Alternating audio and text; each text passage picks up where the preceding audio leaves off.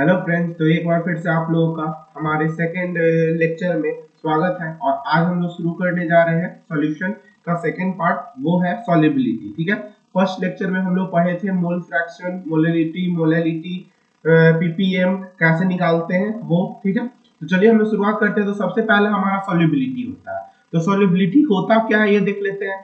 तो यहाँ पे देख रहे होंगे आप लोग, सॉल्युबिलिटी इज अ सब्सटेंस.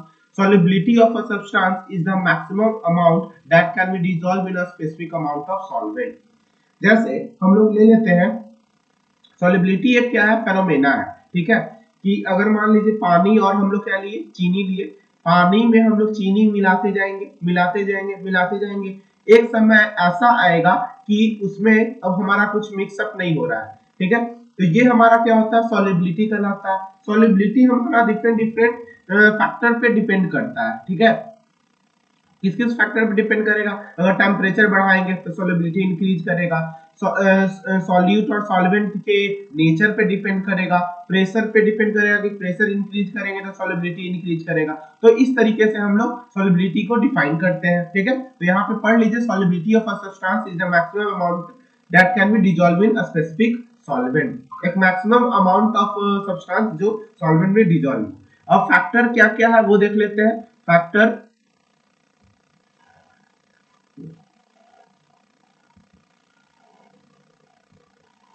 इसमें आपका फैक्टर दिया हुआ है, इट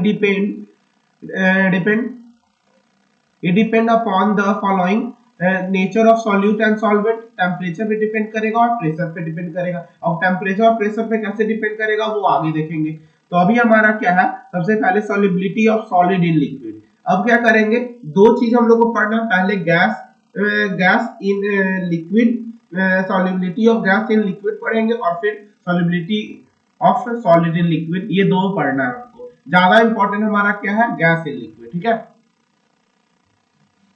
चलिए, तो हमारा क्या है, every solid are not dissolve in a given liquid. ठीक है, हर एक सॉलिड जो है गिवन लिक्विड डिसॉल्व नहीं होता। अगर मान लीजिए कि एक एग्जांपल यहाँ पे लिखा हुआ है कि सोडियम क्लोराइड। सोडियम क्लोराइड क्या होता है, NaCl, जो हम लोग नमक खाते हैं, वो क्या होता है, पानी में रिडली मतलब आसानी से क्या होता है, पानी में डिसॉल्व हो जाता है। लेकिन उसी तरह नेफ्थलीन बॉल और एंथ्रासीन जो है वो पानी में डिसॉल्व नहीं हो पाएगा। लेकिन उसी प्रकार से नेफ्थलीन और एंथ्रासीन जो है वो बेंजीन में डिसॉल्व हो जाएगा। लेकिन नमक और ये पानी जो है उसमें डिसॉल्व नहीं हो पाएगा। समझ रहे हैं नहीं बात को, नमक जो है पानी में डिसॉल्व हो रहा है लेकिन नेफ्थलीन और एंथ्रासीन नहीं हो रहा है। उसी प्रकार से नेफ्थलीन और एंथ्रासीन जो है बेंजीन में डिसॉल्व हो रहा है, लेकिन सोडियम क्लोराइड बेंजीन में डिसॉल्व नहीं होगा। इसका कारण क्या है, इसका कारण यह है कि हमारा साइंटिफिकली कहा जाता है क्या, कि polar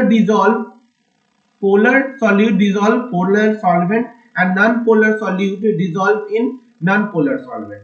पोलर और नॉन पोलर का कहानी यहाँ पे क्या है, तो यहाँ पे देख लेते हैं। पोलर मतलब वाटर जो है हमारा पोलर सॉल्वेंट होता है, H2O, ये आपको पहले से पता होगा।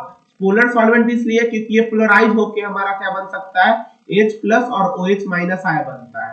और उसी तरीके से सोडियम क्लोराइड हमारा पोलर सॉल्यूट है, जैसे Na+ और Cl- बनेगा। लेकिन यहाँ पे नेफ्थलीन, एंथ्रासीन, बेंजीन जो है वो नॉन पोलर सॉल्वेंट होता है, नॉन पोलर सॉल्वेंट। ठीक है, ये C6H6 ये टूटेगा ही नहीं, और टूटेगा भी तो पोलराइज थोड़े होगा। ठीक है, तो ये आपका क्या होता है, नॉन पोलर सॉल्वेंट। उसी प्रकार से बोला जा रहा है कि सोडियम क्लोराइड पोलर है तो वो पोलर सॉल्वेंट वाटर में डिसॉल्व हो रहा है, और नेफ्थलीन एंथ्रासीन जो है नॉन पोलर सॉल्यूट है तो वो नॉन पोलर सॉल्वेंट में डिसॉल्व होगा। ठीक है, जिस तरीके से लाइक यहाँ पे इसको हम लोग ऐसे बोल सकते हैं कि लाइक डिसॉल्व लाइक। ये सेंटेंस बहुत इंपॉर्टेंट है, ये एनसीईआरटी में आपको दिया रहेगा। ठीक है, दिया रहता है। ठीक है, तो we must say like dissolves like. अब हमारा आ गया डिसोल्यूशन और क्रिस्टलाइजेशन। ये बहुत इंपॉर्टेंट है, आप लोग छोटा छोटा पॉइंट को देखते चलिएगा। हाँ, इसके बाहर आपको एग्जाम में नहीं आने वाला है। मैं एक एक लाइन को अच्छे से पढ़ा रहा हूं, अच्छे से देखिए, इसी पे क्वेश्चन आएगा, इससे बाहर क्वेश्चन नहीं आएगा, ये विश्वास करके आगे आप पढ़ सकते हैं। ठीक है, अब है हमारा डिसोल्यूशन और क्रिस्टलाइजेशन। तो डिसोल्यूशन क्या होता है कि जब हम लोग किसी भी सॉलिड सॉल्यूट को क्या करते हैं, सॉल्वेंट में डिजोल्व करते हैं, तो वो क्या होगा, डिजोल्व होना शुरू हो जाएगा। तो उसी को हम लोग क्या कहेंगे, डिजोल्यूशन कहेंगे। उसमें क्या होता है, कॉन्सेंट्रेशन इंक्रीज होगा। सिंपल, अगर डिजोल्व हो रहा है तो कॉन्सेंट्रेशन तो इंक्रीज होगा ही। तो वही बोला जा रहा है, when solid solute is added to the solvent, some solute dissolve, कुछ डिजोल्व होगा and its concentration increase in the solution, और उसका कंसंट्रेशन क्या होगा, इंक्रीज होगा। सिंपल, डिसोल्यूशन मतलब आपको समझ में आ ही गया होगा। अब है क्रिस्टलाइजेशन, कि some solute particle in the solution collide with each other. ठीक है, क्रिस्टलाइजेशन बेसिकली जो है ना, आपको ऐसे एक छोटा एग्जांपल दे देते हैं कि इसमें क्या होता है, क्रिस्टलाइजेशन के दौरान सिंपली इसको हटा के हम बात कर रहे हैं। ठीक है, कि लिक्विड को सॉलिडिफाई कैसे किया जाता है। तो हीट दे दिए, टेम्परेचर बढ़ा दिए, तो वो क्या होगा, बाद में आपको क्रिस्टल के रूप में कुछ कुछ ब्लैक पॉइंट का मिल जाएगा। अगर मान लीजिए कि शरबत है, ठीक है, शरबत है, वाटर मिला हुआ है, शुगर मिला हुआ है। अब ये दोनों को हीट कर दीजिए, हीट करने के बाद क्या मिलेगा, ब्लैक कलर का आपको कढ़ाई में स्पॉट मिल जाएगा। उसी को हम लोग कहते हैं क्रिस्टल, ब्लैक क्रिस्टल। तो ये जो प्रोसेस होता है क्रिस्टलाइजेशन, तो इसमें क्या होता है कि when some solid particle in the solution collide with the other solute particle get separated out, solution के क्या हो जाएगा, बाहर आ जाएगा। इसमें सॉल्यूशन, डिसोल्यूशन में सॉल्यूशन के अंदर जा रहा है, सॉल्यूशन की कंसंट्रेशन इंक्रीज हो रहा है, लेकिन क्रिस्टलाइजेशन में क्या होगा, सॉल्यूशन के बाहर आएगा, मतलब उसका कंसंट्रेशन घट रहा है। ठीक है, और ये दोनों प्रोसेस जो होता है ना, सिमिलरली एक साथ होता है, साइमल्टेनियस प्रोसेस होता है। ठीक है, और ये दोनों क्या बनाता है, एक डायनेमिक इक्विलिब्रियम बनाता है। डिसोल्यूशन मतलब सॉल्यूशन के अंदर, क्रिस्टलाइजेशन मतलब सेपरेट आउट हो रहा है, मतलब सॉल्यूशन के बाहर जाएगा। सिंपल, इसका इतना ही मतलब है। बाकी एग्जाम के समय आप एक बार थ्योरी पढ़ के जाइएगा, आपसे सब क्वेश्चन बन जाएगा। डायनेमिक इक्विलिब्रियम, डायनेमिक इक्विलिब्रियम एक ऐसा कंडीशन है वेयर नंबर ऑफ, यहाँ पे where number of solute particle going into the solution and equal to the solute particle separating out। Simple, यही तो है, अभी बताए। डायनेमिक इक्विलिब्रियम जो क्या होगा, जितना नंबर ऑफ सॉलिड पार्टिकल अंदर जा रहा है, उतना ही सॉलिड पार्टिकल क्या आएगा, बाहर आएगा। तो ये हमारा क्या होता है, एक साथ होता है, जो हमारा इक्विलिब्रियम बनाए रखता है। तो dissolution and crystallization occur at the same rate पे होगा, सेम समय में होगा। ठीक है, ताकि हमारा इक्विलिब्रियम बना रहे। तो इसको देख लेते हैं, सॉलिड प्लस सॉल्वेंट। ये आपका दिया हुआ है रिवर्सिबल प्रोसेस, मतलब इधर भी आ सकता है और इधर तो बनेगा ही। ठीक है, अब है हमारा क्या, कि depending on the solubility there are two types of solution. ये आप लोग 10th में ही पढ़े होंगे। पहला होता है सैचुरेटेड सॉल्यूशन, दूसरा होता है अनसैचुरेटेड सॉल्यूशन। सैचुरेटेड सॉल्यूशन उसे कहते हैं जिसमें अब क्या है, वो सॉल्यूशन जो बन गया उसमें और सॉल्यूट नहीं वो होगा, डिजोल्व नहीं होगा। जैसे मान लीजिए, एक एग्जांपल देते हैं, जैसे वाटर है, यहाँ पानी है और यहाँ चीनी अब मिलाना शुरू कर दिए। शुरू में चीनी मिलाते गए, एक ऐसा समय आएगा जब चीनी इसमें घुलना बंद कर देगा। जब इसमें चीनी घुलना बंद कर देगा, समझ जाइए कि वो सैचुरेटेड सॉल्यूशन तैयार हो गया। तो सैचुरेटेड सॉल्यूशन उसी कह रहे हैं, saturated solution is the solution in which no more solute can dissolve at the same temperature and pressure। और अनसैचुरेटेड सॉल्यूशन मतलब शुरू का समय, जैसे मान लीजिए पानी मिला है, बहुत सारा पानी है, इसमें कुछ चीनी मिला है, लेकिन वो अभी क्या है, अनसैचुरेटेड सॉल्यूशन, क्योंकि उसमें और भी क्या है, सॉल्यूट मिल सकता है। तो an unsaturated solution is the one in which more solute can be dissolved at the same temperature, और सॉल्यूट उसमें डिसॉल्व हो सकता है। और एक होता है आपका सुपर सैचुरेटेड सॉल्यूशन क्या होता है, कि पहले सैचुरेटेड सॉल्यूशन तो बन गया, जिसमें आगे आपका डिसोल्यूशन नहीं होगा, आपका आगे सॉल्यूशन में सॉल्यूट डिसॉल्व नहीं होगा। लेकिन क्या करेंगे, जब हम लोग कढ़ाई चढ़ा देंगे, क्या सैचुरेटेड सॉल्यूशन डालकर कढ़ाई चढ़ा देंगे गैस पे, और उसको हीट करना जब शुरू करेंगे, तो वो क्या होगा, उसमें थोड़ा और जगह मिलेगा पार्टिकल को, और वहां पे और सॉल्यूट क्या होगा, डिसॉल्व होगा। ठीक है, तो सैचुरेटेड सॉल्यूशन के बाद टेम्परेचर इंक्रीज करने के बाद हमारा मोर सॉल्यूट डिसॉल्व होने लगे, तो उस सॉल्यूशन को कहते हैं सुपर सैचुरेटेड सॉल्यूशन। समझ में आया? 3 चीज, लेकिन आप लोग को एनसीईआरटी में 2 ही पढ़ना था, इसलिए 2 ये बता दिए और एक एक्स्ट्रा भी सुपर सैचुरेटेड सॉल्यूशन बता दिए। चलिए अब हम लोग बढ़ते हैं ली चैटलियर्स प्रिंसिपल क्या कहता है हमारा। ये दो चीज बोलता है कि अगर हमारा डिसोल्यूशन में एंडोथर्मिक रिएक्शन हो रहा है, क्या हो रहा है, एंडोथर्मिक रिएक्शन हो रहा है, तो सॉल्युबिलिटी क्या होगा, इंक्रीज करेगा। Solubility should rise in temperature, ठीक है, सॉल्युबिलिटी इंक्रीज करेगा। याद रखिएगा एंडोथर्मिक रिएक्शन क्या होता है, जिसमें हीट रिलीज होता है। अगर हीट रिलीज होगा तो सॉल्युबिलिटी क्या होगा, इंक्रीज होगा। If and if the exothermic solution delta H जो होगा वो जीरो लेस देन जीरो होगा तो सॉल्युबिलिटी शुड डिक्रीज, और सॉल्युबिलिटी यहाँ पे क्या होगा, डिक्रीज होगा, क्योंकि इसमें हीट नहीं निकल रहा, हीट निकल नहीं रहा, हीट इसको देना पड़ता है। एक्सोथर्मिक रिएक्शन किसे कहते हैं, जिसमें जिस रिएक्शन में हीट के कारण रिएक्शन हो रहा है, मतलब हीट उसमें दिया जा रहा है तब हमारा क्या हो रहा है, रिएक्शन हो रहा है, उसको कहते हैं एक्सोथर्मिक। एंडोथर्मिक जिसमें हीट रिलीज हो रहा है, ठीक है। तो अगर एंडोथर्मिक रिएक्शन हो रहा है तो सॉल्युबिलिटी इंक्रीज करेगा, अगर एक्सोथर्मिक हो रहा है तो सॉल्युबिलिटी डिक्रीज करेगा। इतना ही आपको याद रखना है ली चैटलियर्स प्रिंसिपल के द्वारा, ठीक है। डेल्टा एच होता है हमारा क्या कहते हैं, इंथैल्पी बोल सकते हैं, heat enthalpy, heat enthalpy, heat energy बोल सकते हैं, ठीक है, हीट एनर्जी, हीट इंथैल्पी, ठीक है। चलिए अब है हमारा क्या, solubility of gas. Solubility of gas increases with increase in pressure. अगर प्रेशर इंक्रीज करते हैं तो हमारा सॉल्युबिलिटी क्या होता है, इंक्रीज होता है। ये आगे हम लोग सॉल्युबिलिटी ऑफ गैस पे, गैस इन लिक्विड, ठीक है। इसमें हमारा सबसे इंपॉर्टेंट लॉ पढ़ना है हमारा, ये क्या है, हेनरी लॉ, ठीक है। ये क्या है, हेनरी लॉ।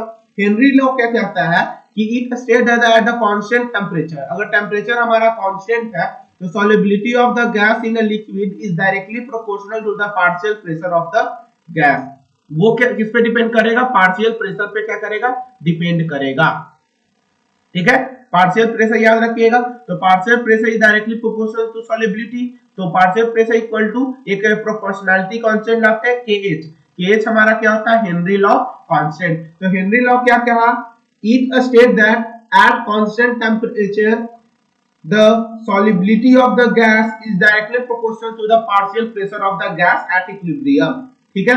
और यहाँ पे KH क्या हो गया, हेनरी लॉ कांस्टेंट। इसमें डायरेक्ट आपको फॉर्मूला बेस्ड क्वेश्चन देगा, या आपको क्या दे सकता है, इसको डिफाइन करने दे सकता है कि हेनरी लॉ कांस्टेंट होता क्या है, हेनरी लॉ होता क्या है, ये सब, ठीक है।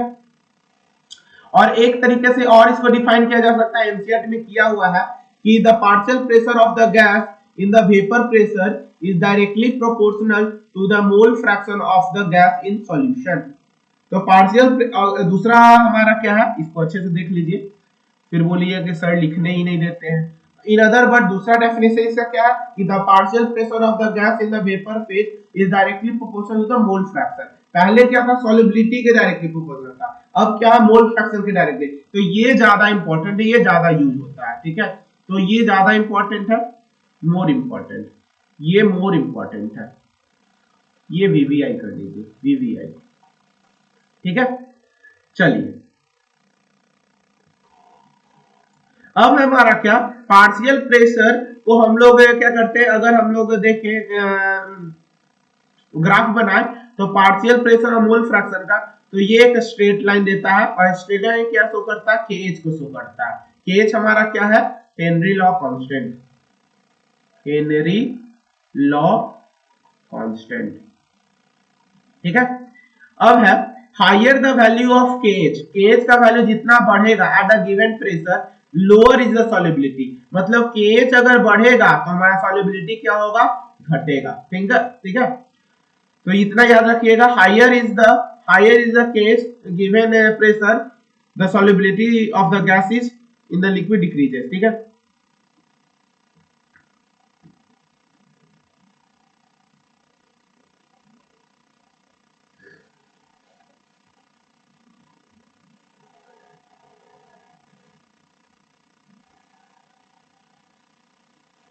Solubility of the gas,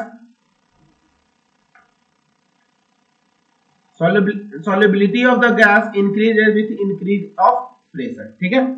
अब हमारा क्या है, एक क्वेश्चन आता है जो बहुत जगह पूछा गया है, ठीक है। ये क्वेश्चन जो है बहुत इंपॉर्टेंट है, वाई, ये वाला क्वेश्चन बार बार नीचे ऊपर हो जाता है,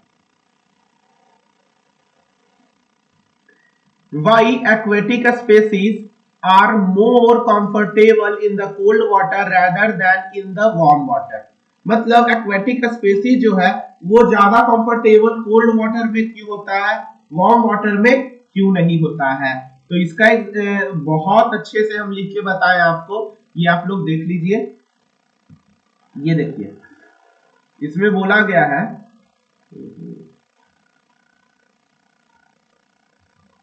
हाँ अब देखिए इसमें oxygen is present in dissolve state in the water. Simple, oxygen जो है वाटर डिजॉल्व फॉर्म में होता है।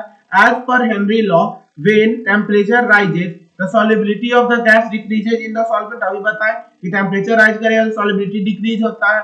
It means solubility of the oxygen in warmer water is less than the cold water. सही बात है, अगर सॉलिबिलिटी हमारा कब ज्यादा होगा, जब ठंडा होगा, गर्म रहेगा, टेम्परेचर ज्यादा रहेगा तो उसका सॉलिबिलिटी कम रहेगा। ठीक है, तो सॉलिबिलिटी ज्यादा होना चाहिए पानी में ना, तो इसीलिए कोल्ड वाटर में हमारा क्या होता है, सॉलिबिलिटी ज्यादा होता है, इसलिए मछली उसमें ज्यादा रहना चाहेगा। This make aquatic species रेस्पिरेट comfortably in the cold water. Simple, ये एकदम स्ट्रेट फॉरवर्ड चीज था। अब है हमारा एप्लीकेशन की हेनरी लॉ का यूज होता कहाँ है। तो हेनरी लॉ का यूज 3 जगह है जो एनसीईआरटी में दिया हुआ है, एक हम नहीं लिखे हैं लेकिन वो आप जरूर पढ़ के जाइएगा, स्कूबा ड्राइव वाला। ठीक है, अभी देख लेते हैं।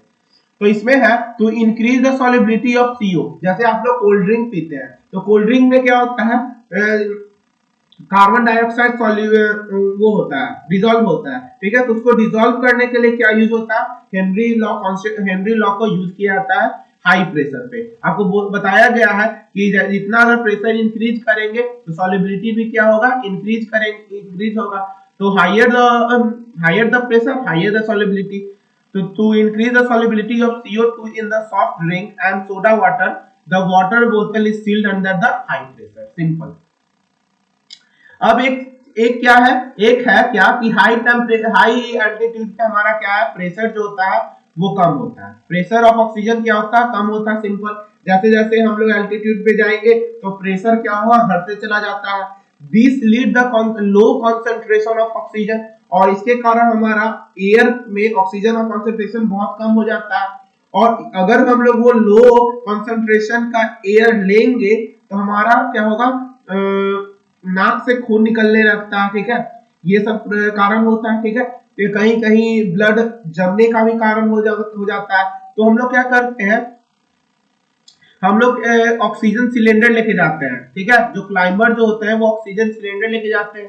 ठीक है, तो ये याद रखिए, the blood oxygen causes the low blood oxygen causes climber to weak and unable to think clearly. अच्छे से सोच भी नहीं पाते, क्योंकि ऑक्सीजन में जब तक ब्रेन में जब तक ऑक्सीजन नहीं जाएगा तो लोग अच्छे से सोच नहीं पाते हैं। इस कारण से वो क्या होता है, वीक हो जाते हैं। ठीक है, इस कंडीशन को हम लोग क्या कहते हैं, इस सिम्टम को हम लोग क्या कहते हैं, एनोक्सिया कहते हैं। तो कभी कभी एग्जाम में ये भी पूछा जा सकता है कि एनोक्सिया होता क्या है और कैसे होता है, उसका एप्लीकेशन क्या है। तो आप लोग होता क्या था वो लिख देंगे, एनोक्सिया लो ब्लड ऑक्सीजन के कारण होता है, जो क्लाइंबर ऊपर चढ़ेंगे तो ये सब कारण लिख दीजिएगा। और कैसे होता है तो हेनरी लॉ उसको बता दीजिएगा कैसे कैसे होता है। ठीक है, वो उतना आप लोग समझदार हैं।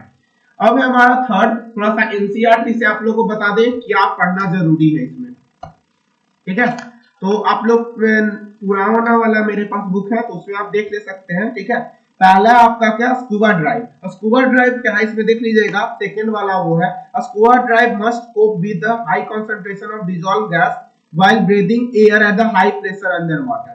जब वो अंदर जाते हैं तो हाई प्रेशर लगता है। ठीक है, increase pressure increase the solubility of atmospheric gas in blood. Simple, हम लोग में क्या है, हम लोग तो डिसॉल्व ऑक्सीजन नहीं ना लेते हैं, हम लोग लेते हैं फ्रेश ऑक्सीजन। अगर जो पानी में जो रहता है वो लेता है डिसॉल्व ऑक्सीजन। तो अगर हम लोग डिसॉल्व ऑक्सीजन अपने शरीर में लेंगे तो हमारा क्या हो जाएगा, बबल बबल टाइप का हमारे वेन में, आर्टरी में वो आ जाएगा। ठीक है, जिसके कारण हमारा डेथ भी हो सकता है। इसलिए क्या लिया जाता है, सिलेंडर लिया जाता है, जिसमें आपको क्या होता है, एक डिसॉल्व फॉर्म में मतलब गैस रहता है, जिसमें यहाँ पे देखिएगा, यहाँ पे बोला गया है ये, when the driver come toward the surface the pressure gradually decreases, this release the dissolved gases and lead to the formation of bubble of the nitrogen in the blood, अभी बताया बबल का फॉर्मेशन होता है, this block capillary and create a medical condition called bend, और ये क्या करता है कैपिलरी में बेंड वो कर देता है और वो रोक देगा, ना इधर ब्लड आएगा ना पीछे आएगा ना आगे जा पाएगा, इसको क्या कहते हैं बेंड कहते हैं, और ये क्या है बहुत पेनफुल होता है और डेंजरस टू आवर लाइफ होता है। तो इस बेंड को अवॉइड करने के लिए क्या किया जाता है, स्कूबा ड्राइव टैंक का यूज करते हैं, जिसमें आपका डाइल्यूट कुछ कुछ ऑक्सीजन यूज किया जाता है, जैसे हीलियम 11.7% हीलियम, 56.2% नाइट्रोजन और 32.1% तो ये परसेंटेज याद रखना है कौन कौन। स्कूबा ड्राइव में हमारा परसेंटेज यूज होता है क्या क्या, पहला तो बेंड काउच होगा, बेंड्स होता है couch, couch bend, causes bends, और उसके बाद हमारा टैंक में जो लेके जाया जाता है उसमें हमारा 11.7% क्या होता है हीलियम होता है, 56.2% आपका नाइट्रोजन होगा और 32.1% क्या होता है ऑक्सीजन होता है। बस इतना याद रखिए, आपका सॉल्युबिलिटी खत्म। ठीक है, अब हम लोग पढ़ेंगे वेपर प्रेशर, और ऐसे एक दो क्वेश्चन जो होगा वो क्वेश्चन वाले सेक्टर में हम लोग करेंगे, क्योंकि ये न्यूमेरिकल सेक्टर है तो इसमें करना क्वेश्चन बहुत जरूरी है, तो वो हम लोग करेंगे। ये ऐसे बहुत अच्छा बहुत बड़ा लेक्चर हो गया, इसलिए इसको इतना ही रहने देते हैं। ठीक है, आप लोग पढ़ते रहिए, धन्यवाद। और जो प्रॉब्लम होता है आप लोग मैसेज करिए, आपका सब प्रॉब्लम का सॉल्व किया जाएगा। और हाँ, चैनल को सब्सक्राइब करना ना भूलें, लाइक करिए और लोगों तक पहुंचाइए, क्योंकि अभी तो शुरुआत का पेज है। ठीक है, ये अभी 10 दिन से हम लेक्चर नहीं डाल रहे थे क्योंकि हम लोग का एग्जाम चल रहा था सेमेस्टर का। चलिए, अब आप लोग को हर समय वीडियो आते रहेगा, डेली आएगा। ठीक है, आप लोग पढ़ते रहिए, धन्यवाद।